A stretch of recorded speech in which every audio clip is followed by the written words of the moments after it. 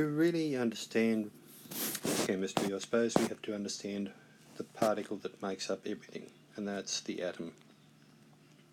Up to now, you've probably seen the model shown with protons and neutrons in the nucleus and electrons orbiting around like our moon orbits the Earth, or if you like, we orbit the sun.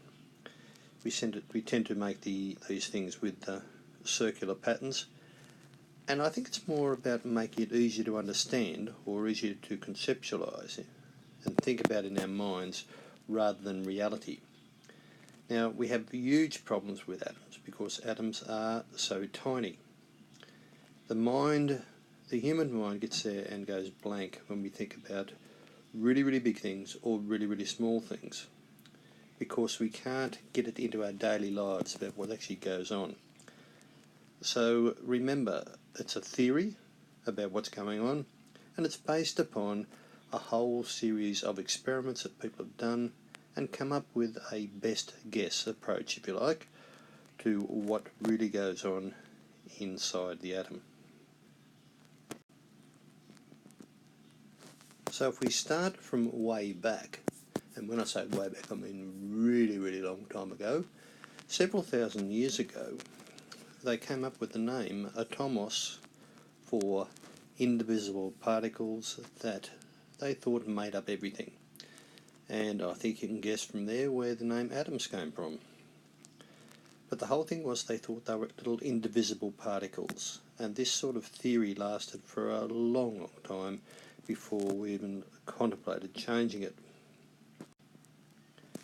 It wasn't really until the work of Dalton that we looked at any other sort of theory, and he put together a nice little theory. He kept the indivisible part, which we now of course we know is not correct, but that's another story.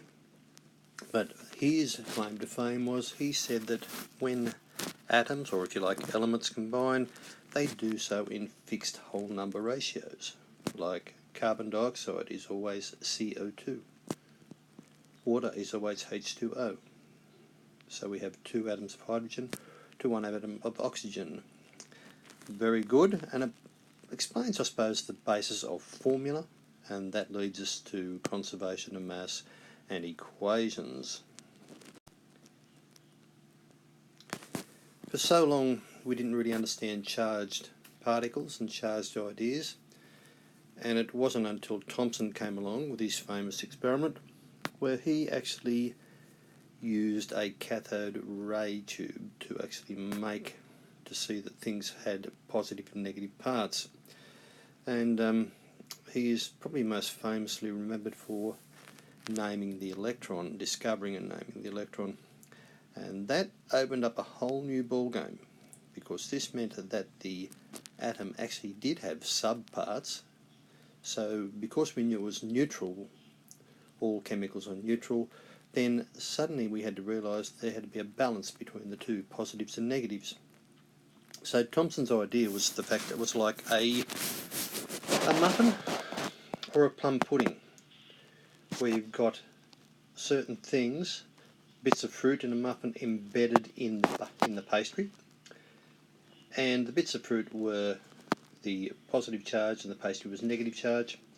Or you can think of it the other way around, it doesn't really matter, because as long as you realise there was this balance of positive and negative charges going on. Shortly afterwards, we seemed to find a fellow who delved in the idea of radiation, and it was very, very new and exciting discovery that had just occurred. Mr. Rutherford did his famous experiment, more to come on that later, but it's another thing we need to know for exams. It is rather specified in the SL guide the IB hands out. So he suddenly discovered that instead of being this mix of it like our muffin idea, we have a positive centre and negative around it. But most interestingly, he found that the atom was mostly empty space. So that opened up a whole series of ideas. He originally thought that the electrons must move around this positive centre in orbits, because planetary systems were easy to view, and we had some ideas about them. We started then to think more about what was going on with these electrons. There of course were other people delving into the nucleus, and a fellow by the name of Chadwick found these neutrally charged particles which have become known as neutrons that came from the nucleus of the atom. But that's all we need to know about that. But the electrons are a whole new story. And we thought they must be moving around, and as we went through it and we discovered more about the electron, and we know that some people think they're particles and other people think they're waves, so it became very, very difficult to match all these theories together. But the one thing we sort of do think about now is the fact that electrons are random in their path, and we are basically predicting where we think we could find them. So when we talk about this in terms of electrons, we're saying we think we'll find the electrons here. Our search for the truth about atoms is based upon our technology. And as our technology changes, we get more and more and more information, which we then use to form a better theory. Now, for anyone who's paid any attention to what's going on in the world of science, you'll know that the discovery of the confirmation of the discovery of the Higgs boson, the particle that gives an atom its mass, a couple of years ago in CERN, that's the European Atomic Commission, and they spent a lot of time smashing particles together in a big particle accelerator to actually find that this particle does exist. And so now we've been able to tighten our idea of the atoms even more. And now, before you ask it, I'll just go with it. People say, what do I need to know for the test? Well, essentially, we test you on the Bohr model of the atom.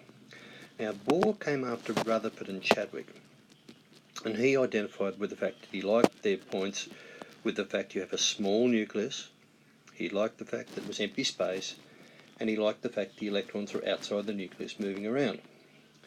But his orbitals were based upon the energy of the electrons, and he basically said that electrons will occupy areas around the nucleus, called orbitals, which are of certain energy, and they would fill them up from the inside, from the lowest energy, and gradually occupy them, maintaining this filling from the lowest energy available point of view. So that's the one we occupy at the moment, and there'll be another little program on electrons a bit later.